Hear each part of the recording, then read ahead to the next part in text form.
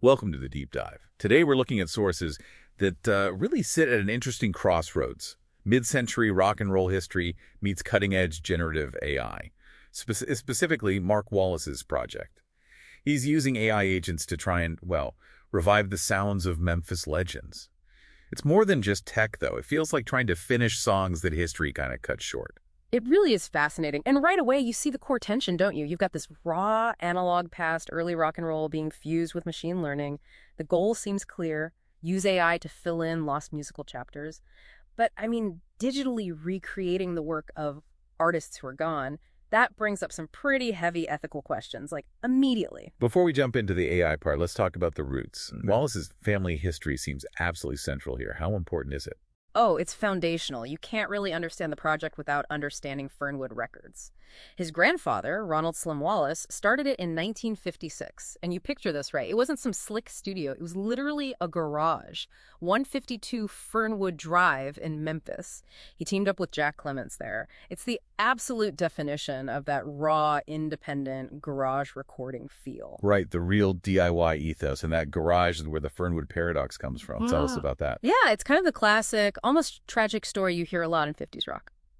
Independent creativity gets, well, swallowed by the bigger players. So Slim and Clement recorded Billy Lee Riley's first single, Trouble Bound. Great track. Clement takes the master tape over to Sam Phillips at Sun Studio. Ah, Sun Studio. Exactly.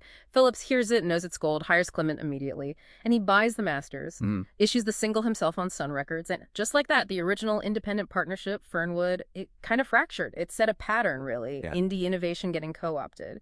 Okay, so fast forward to today. Wallace's AI project. You could almost see it as trying to achieve a kind of digital autonomy. Flipping that script. His grandfather lost control of the physical masters.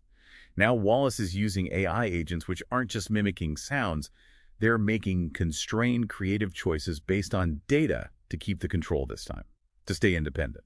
That seems absolutely right. And if you look at his background, he used to be a tour guide at Sun Studio, curated exhibits.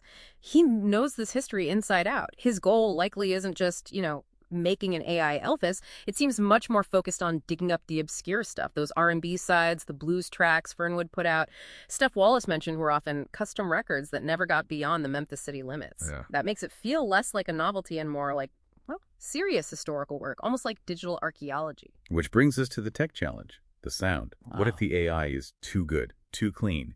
You get that sonic uncanny valley where perfect synthesis sounds fundamentally wrong. It feels alien. That's the real friction point, isn't it? Aesthetically and ethically. If the AI perfectly nails, say, a 1956 guitar tone without any of the human imperfections, the slight buzz, the tube warmth, the feel of analog tape, it loses something vital. The listener can almost sense the lack of, well, human struggle or intent behind it. It feels synthetic. So how do you navigate that? How do you make it authentic without being deceptive? Transparency seems key.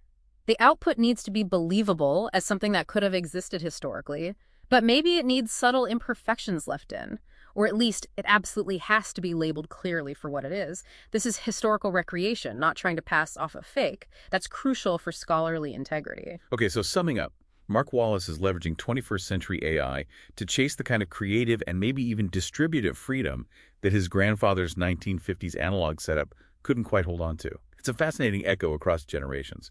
Exactly. And Wallace himself talks about music being the unseen narrator. His AI agents are sort of designed to narrate historical possibility. But that leaves us with a big question, right? When we use AI to fill these gaps for artists who aren't here anymore, are we just creating new history based on our own ideas of what might have been?